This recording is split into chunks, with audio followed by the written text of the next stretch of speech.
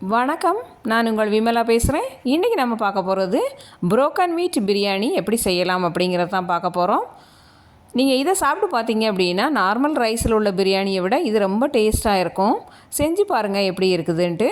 இதுக்கு தேவையான பொருட்கள்: 1 கப் புரோக்கன் வீட், அதாவது உடைச்ச கோதுமை, காய்கறிகள் கோஸு, உருளைக்கிழங்கு, கேரட்டு, வெங்காயம், தக்காளி, பச்சை மிளகாய், இஞ்சி, பூண்டு அதை தட்டி வச்சுருக்கிறேன்.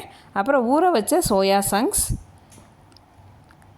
பட்டாணி, இது வந்து ஃப்ரோசன் பட்டாணி, நீங்கள் ஃப்ரெஷ்ஷாக கிடச்சா கூட வாங்கி போட்டுக்கலாம்.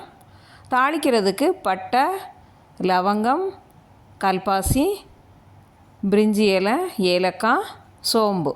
இப்போ ஒரு குக்கர் அடுப்பில் வச்சுட்டு அதில் எண்ணெய், நெய் ரெண்டையும் வச்சுட்டு நம்ம தாளிக்கக்கூடிய பொருட்கள் எல்லாத்தையும் போடணும்.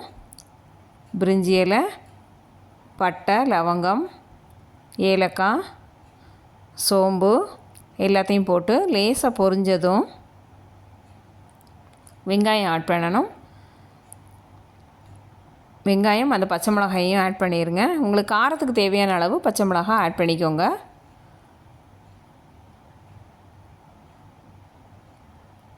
இது லேசாக வதங்கினதும்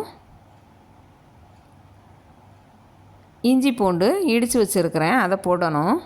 போட்டு இதை லேசாக வதக்கணும்.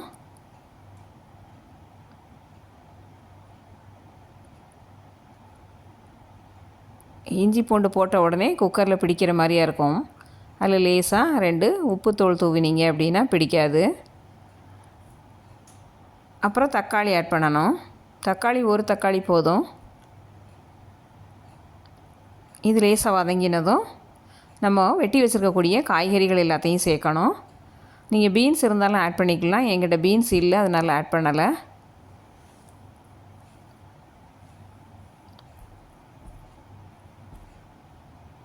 இது வந்து நான் ட்ரையாக கருவேப்பிலை அண்டு புதினா வச்சுருக்கிறேன், அதை போட்டிருக்கேன். நீங்கள் ஃப்ரெஷ்ஷாக கிடச்சிது அப்படின்னா போட்டுக்கோங்க. இப்போ எல்லாத்தையும் ஒரு 2 நிமிஷம் லேசாக வதக்கணும். உப்பு போட்டுக்கோங்க. 1 கப்பு நம்ம புரோக்கன் வீட் வச்சுருக்கோம் இல்லையா, அதை கொஞ்சம் நேரம் ஊற வச்சுக்கோங்க. இப்போ லேசாக மஞ்சள் தூள், கொத்தமல்லி பவுடர், கொஞ்சம் கறி மசாலா பொடி இதை ஆட் பண்ணிக்கோங்க. ஆட் பண்ணிவிட்டு லேசாக ஒரு பரட்டி விட்டுக்கோங்க. இப்போ ஊற வச்சுருக்கக்கூடிய அந்த உடைச்ச கோதுமையை சேர்க்கணும். இந்த கோதுமைக்கு ஊற வச்சுருந்தீங்க அப்படின்னா 1:3 தண்ணி போதும். சப்போஸ் ஊற வைக்கலை, நான் அப்படியே கழுவிட்டு போடுறேன் அப்படின்னா 1:4 கூட தண்ணி வச்சுக்கலாம், ஒன்றும் ஆகாது. அதனால் அதை பார்த்துக்கோங்க. ஊற வச்சிட்டிங்க அப்படின்னா 3 பங்கு போதும். ஊற வைக்கலைன்னா 4 பங்கு தண்ணி வைக்கணும். 4 விசில் 5 விசில் விட்டு அதை எடுத்தீங்க அப்படின்னா சூடான சுவையான உடைச்ச கோதுமை பிரியாணி ரெடி ஆயிட்டு. புரோக்கன் வீட் பிரியாணி ரெடி ஆயிட்டு. இதை ஒரு தடவை செஞ்சு சாப்பிட்டு பாருங்கள், ரொம்ப நல்லாயிருக்கும். இப்போ சர்வ் பண்ணுறதுக்கு ரெடி ஆயிட்டு.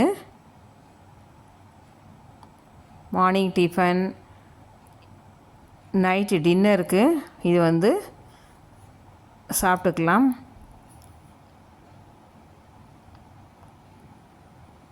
இது சாப்பிட்டீங்க அப்படின்னா அவ்வளோ சீக்கிரமாக பசிக்காது. ட்ரை பண்ணி பாருங்கள்.